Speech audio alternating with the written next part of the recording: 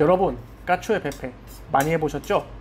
인터넷에 나와 있는 수많은 방법들을 따라서 해보았지만 왜 난 그들처럼 부드럽고 크리미한 소스를 만들 수 없는지, 왜 난 항상 치즈가 늘러붙고 엉기고 분리되는지, 왜 난 항상 까초의 페페를 만들 때마다 실패하는지, 치즈가 문제인 걸까 싶어 많이도 넣어보고 바꿔도 보고 별의별 다양한 방법을 시도해봐도 항상 실패만 하고 도대체 뭐가 원인인지 모른 채 까초의 페페를 포기하셨었다면 오늘 영상을 잘 봐주시길 바랍니다.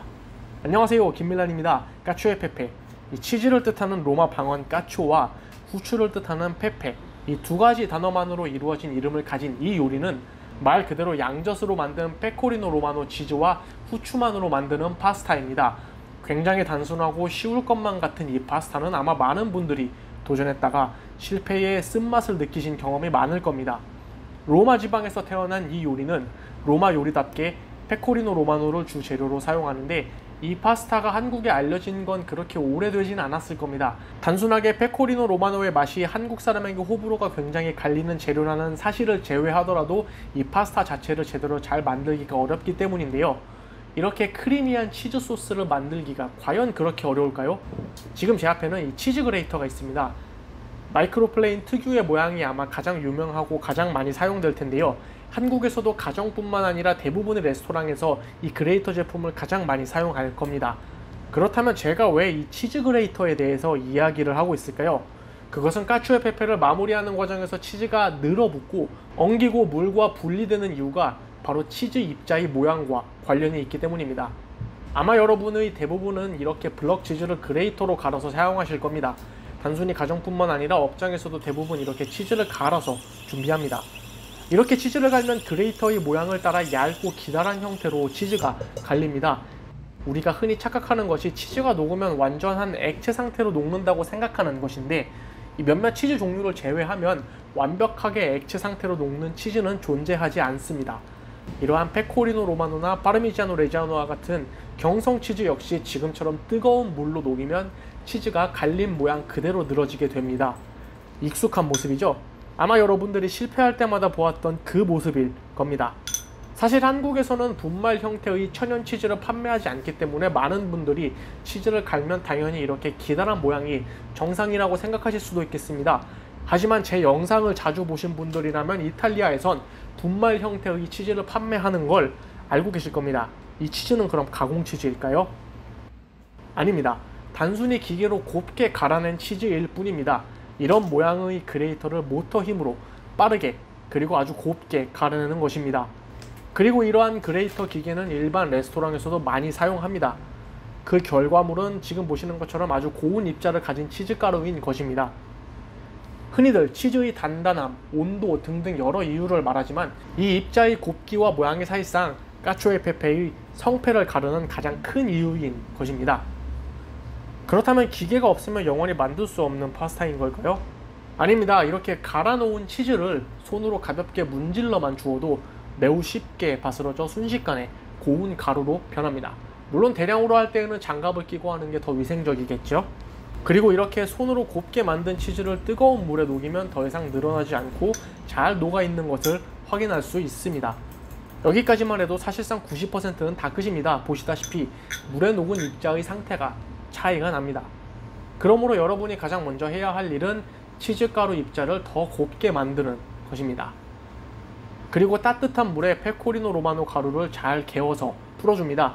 이렇게 미리 풀어두어야 팬에 넣었을 때 훨씬 더 빠르게 섞입니다. 그만큼 치즈가 늘어나거나 늘어붙을 가능성도 줄어드는 것이고요. 이것이 베이스 소스입니다. 후추 준비는 팬에 구워서 굵게 빻아주면 됩니다. 모든 향신료가 그렇듯 후추도 가열해주면 향이 훨씬 더 강해지거든요. 팬에서 센 불로 30초 정도 볶아준 다음 굵직하게 빻아서 준비해주면 됩니다. 이렇게 준비한 후추를 미뇨네트라고 합니다. 프랑스 소스인 미뇨네 소스에서 따온 말입니다. 물론 먼저 갈고 볶아도 크게 상관없습니다. 여기서 가장 중요한 건 후추를 가열하는 것입니다. 자, 여기까지 준비가 끝났다면 면수에 소금 간을 합니다. 소금 간은 평소처럼 똑같이 물 양의 1%로 맞춰 넣어줍니다. 나중에 팬에서 마무리할 때 면수가 너무 짤까봐 반만 넣고 하면 안 되는 걸까요? 그럼 면수에서 삶는 동안 파스타의 간이 절반만 들어가는 건 어디서 보충하실 건가요? 파스타를 삶는 동안 소금 간이 제대로 되지 않으면 그만큼 완성된 요리가 맛이 없습니다. 자, 파스타를 삶는 동안 팬에 면수를 넣는데 치즈 소스가 간이 세니까 면수 반, 물 반으로 비율을 맞춰 채워줍니다. 그리고 파스타는 70%만 익힌 다음 팬으로 옮겨주는데 팬에서 마무리하면서 전분을 최대한 뽑아내서 활용하기 위함입니다. 왜냐면 전분이 유화를 돕고 안정제 역할을 해주기 때문입니다.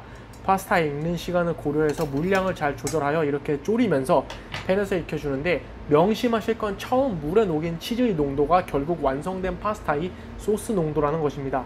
즉 팬에 물이 너무 많으면 완성된 소스가 너무 묽어지므로 물을 버리거나 아니면 치즈를 더 추가해 주어야만 합니다. 즉 처음 치즈 소스의 농도에 맞춰서 팬에 남길 물의 양이 결정되는 겁니다. 불은 약불로 유지한 채 치즈 믹스를 넣고 잘 섞어 마무리해주면 됩니다. 이렇게 보시면 치즈가 늘어나거나 분리되지 않고 잘 소스화된 것이 보일 겁니다. 이렇듯 치즈의 입자가 제일 중요하고 그 다음으로 중요한 요소가 바로 전분인 겁니다. 유화된 소스가 결합 상태를 오래 유지하도록 도와주는 이 안정제 역할을 전분이 하는데 그 전분을 없는 방법은 파스타를 팬에서 물과 함께 익히면서 뽑아내는 방법밖에 없거든요. 마지막으로 후추를 넣고 잘 섞어 파스타를 완성합니다. 보시듯 완벽하게 크리미한 치즈 소스가 완성되었습니다. 자, 이게 끝이 아닙니다. 여러분께 또 하나의 방법을 알려드리겠습니다. 이 방법은 제가 일하면서 이탈리아어로 폰두타라고 하는 이 치즈 소스를 만들 때 항상 사용하던 방법인데요. 안정성과 일관성이 굉장히 뛰어나 전문 레스토랑에서 사용하기 좋은 방법입니다. 물 100ml에 옥수수 전분 15g을 넣고 잘 섞어가면서 끓여줍니다. 감자 전분은 옥수수 전분보다 더 강력한 점도를 갖고 있지만 부드러움이 떨어집니다. 옥수수 전분은 83도로 가열해야 그 점성이 활성화되지만 지금 보시듯 고열로 3-4분 이상 가열하면 점성이 풀어지게 됩니다. 이렇게 풀어진 점도가 부드럽고 매끈해서 이러한 소스를 만들 때에는 감자 전분보다 옥수수 전분을 사용하는 것이 훨씬 더 좋습니다. 같은 이유로 제과에서 옥수수 전분을 사용하는 것입니다. 자, 보시듯 아까 끓였을 때의 뻑뻑함보다 훨씬 더 부드러워진 것을 알 수 있습니다. 여기에 200g의 페코리노 로마노 치즈를 넣습니다. 당연히 불은 끈 상태에서 잘 섞어줍니다. 냄비 위 잔열로 치즈가 녹으면서 전분물과 완전히 섞이도록 만들어줍니다. 그리고 핸드 믹서로 원활하게 잘 갈리게끔 물을 소량씩 추가하면서 곱게 갈아줍니다. 애초에 물을 많이 넣지 않는 이유는 그때그때 상황에 맞춰 농도를 잡기 위함입니다. 물은 추가하면 그만이지만 전분은 꼭 끓여야 하기 때문에 농도가 묽으면 전분물을 또 새로 만들어서 추가해야 하기 때문입니다. 이렇게 매끈하게 갈아주면 이 폰두타가 완성됩니다. 앞서 설명했듯 옥수수 전분이 파스타에서 나온 전분과 같은 역할을 하는 겁니다. 소스 농도 역시 미리 조정해 놓은 것이므로 안정성과 일관성 역시 뛰어나고요. 이 파스타를 완성하는 것은 더 간단합니다. 팬에 원하는 만큼 소스를 넣고 아주 약간의 물로 약불에서 부드럽게 풀어줍니다. 소스가 부족하면 나중에 추가하면 그만이기 때문에 이 부담도 없습니다. 이렇게 따뜻한 물을 넣고 약불에서 소스를 완전히 녹여줍니다. 그리고 완전히 알덴테까지 익힌 파스타를 팬에 넣고 잘 섞어주기만 하면 됩니다. 팬에서 추가적인 파스타 조리가 필요 없기 때문에 최소한의 약불만을 켜서 적당한 소스를 추가해가면서 잘 섞어주기만 하면 됩니다.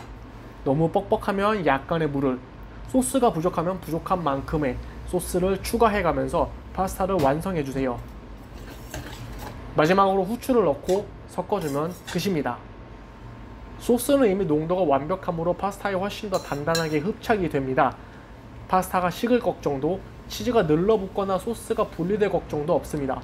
이렇게 마무리 후추 장식까지 하면 끝입니다.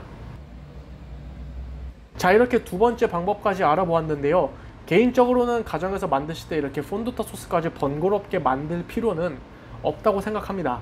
이 치즈를 더 곱게 잘 갈아주는 것만으로도 까cio e pepe는 완성하기 쉬운 파스타니까요. 다만 두 번째 방법은 한 번에 많은 양의 파스타를 만들거나 레스토랑에서 일관적인 맛의 파스타를 만들 필요가 있을 때 활용하기 더 좋은 방법입니다. 물론 미리 만들어 놓은 치즈 소스인 만큼 보존 기간이 짧습니다. 사용 기간은 2일이 제일이고 3일째 되는 날에는 버리고 새로 만드는 것이 좋습니다. 그게 아니라면 진공 포장을 해두면 일주일까지는 보관이 가능합니다. 혹시나 대량으로 만들어서 냉동하실 생각을 하셨다면 꿈도 꾸지 마시길 바랍니다. 자, 이렇게 까추에 페페를 만드는 두 가지 방법을 알아보았습니다. 여러분께 도움이 되었기를 바라며 오늘 영상 마치겠습니다. 시청해주셔서 감사합니다.